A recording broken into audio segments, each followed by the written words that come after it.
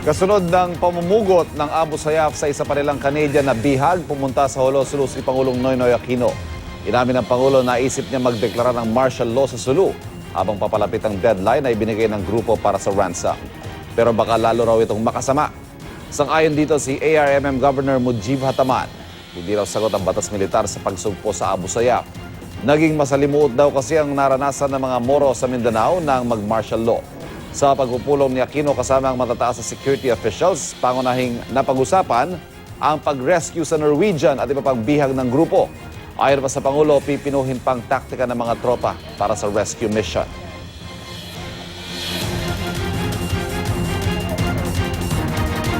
May assessment na ang dami natin pwersang gagamitin just to implement martial law here, which might, parang walang guarantee na magkakaroon ng positive results. Baka magkaroon pa ng negative results. Baka magkaroon ng dagdag na simpatya sa mga kalaban.